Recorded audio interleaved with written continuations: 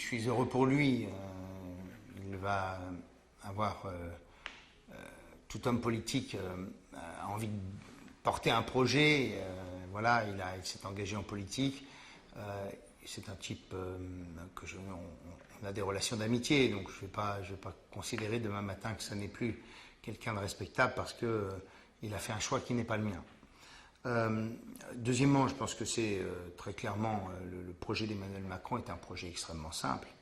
C'est un projet reposant sur des démarches individuelles, issu d'une partie du PS et d'une partie des Républicains et de l'UDI pour construire un parti unique à sa main.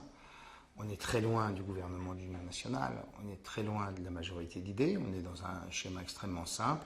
Je prends des hommes et des femmes dans des démarches individuelles et je construis un parti unique à ma main en accaparant tous les pouvoirs au Parlement et à l'exécutif. Je pense que c'est pas ça le bon schéma. Le bon schéma, c'est comme dans toutes les démocraties européennes, un système dans lequel on a un gouvernement qui est bâti à partir d'un socle politique, qui est un programme de gouvernement. Voilà. Et puis j'ai envie de dire à Emmanuel Macron, puisque vous avez choisi un Premier ministre issu de la droite, il faut qu'on vous donne aussi un Parlement qui est à droite et au centre.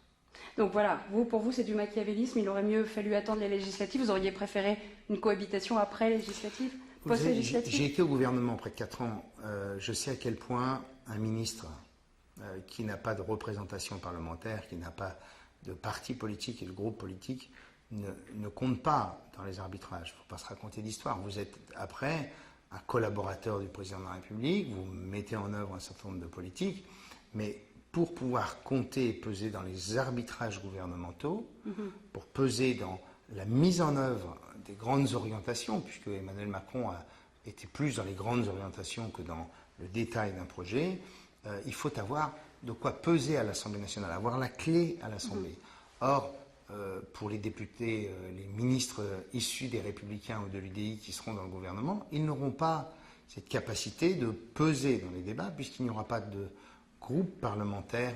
Oui, mais est-ce que ça n'ouvre pas une voie là? Est-ce qu'il n'y a pas finalement d'autres gens à LR maintenant, ou peut-être chez vous, à l'UDI, qui vont rejoindre Emmanuel Macron et Édouard Philippe? Est-ce qu'Édouard Philippe ne va pas construire quelque chose, l'aider à construire quelque chose? Édouard, ça saurait si Édouard avait avait la capacité d'entraîner des dizaines de parlementaires issus des Républicains.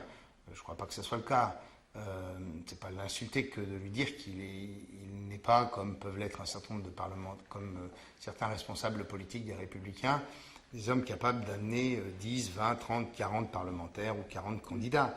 Je pense qu'il y a un schéma qui m'aurait très simple, c'est que si on veut faire en sorte d'éviter des erreurs, comme par exemple la hausse de la CSG pour toutes les retraites de plus de 1 200 €, si on veut éviter d'avoir des erreurs sur, par exemple, ce projet absolument idiot d'un service national de 1 mois qui n'a aucun sens, et si on veut faire en sorte qu'on soit au rendez-vous en termes de baisse des impôts, en termes de baisse de la dépense publique, il faut qu'on ait un groupe politique LR-UDI le plus large possible pour peser demain dans un schéma politique qui soit un schéma politique où on oblige le président de la République à rentrer en effet dans une démarche qui est celle du rassemblement et non pas de la captation des pouvoirs dans un parti unique tel qu'il est en train de bâtir, contrairement d'ailleurs à ses engagements électoraux. Donc ça ne plombe pas la campagne, ça ne vient pas mettre un coup de couteau? Non, coup de couteau, non. Coup de couteau signifie trahison, tout ça, je ne rentrerai pas là-dedans. Édouard Philippe était très en retrait de la campagne de François Fillon. Voilà, tout ça, on ne doit pas l'oublier. Il avait pris ses distances depuis plusieurs semaines, on est sur un schéma différent. Mais ce que je veux dire, c'est que ces démarches individuelles, ça n'est pas une démarche d'union nationale.